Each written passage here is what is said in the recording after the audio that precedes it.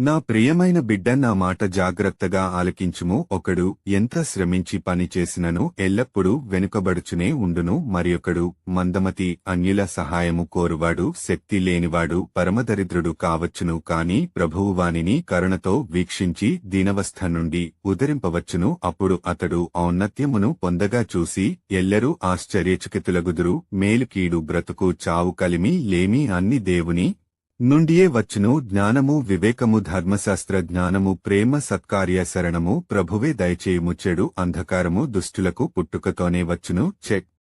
దను కోరుకునువారు వృద్ధులగు వరకు చెడ్డవారుగానే ఉండిపోయెదురు. ప్రభువు భక్తిపరుని కొసగు దీవెనలు దీర్ఘకాలము నిలుచును. ఆయన మన్నను పొందినవాడు నిత్యము విజయములు చేపట్టును. నరుడు కష్టించి సుఖములు త్యజించి ధనమార్జించిన కడన ఫలితమేమున్నది? అతడు ఇక శ్రమ చేయుట సాలించి నేను ఆర్జించిన సొత్తుననుభవింతును అని ఎంచవచ్చును గాక. కాని అతడు చనిపోవుటకు అతని సొత్తు అన్యులు పాలగుటకు ఇంకెన్ని నాళ్లు వ్యవధి యున్నదో అతడికే తెలియదు కదా. నీ బాధ్యతలను పట్టుదలతో దక్షతతో నిర్వహింపుము. నీవు చేయవలసిన పనులను చేయుటలోనే ముసలివాడవు కమ్ము. పాపా ముల విజయములను కాంచి అసూయ చెందక దేవుని నమ్మి నీ పనులను నీవు శ్రద్ధగా చేయుము. క్షణకాలములోనే దరిద్రుని సంపన్నుని చేయుట ప్రభువునకు కష్టము కాదు. భక్తుడు దేవుని దీవెననే బహుమతిగా పొందును. ఆ దీవెన క్షణకాలముననే సత్ఫలమొసగును. కనుక నా అవసరములెట్లు తీరును, భవిష్యత్తులో నాకు విజయములెట్లు సిద్ధించును అని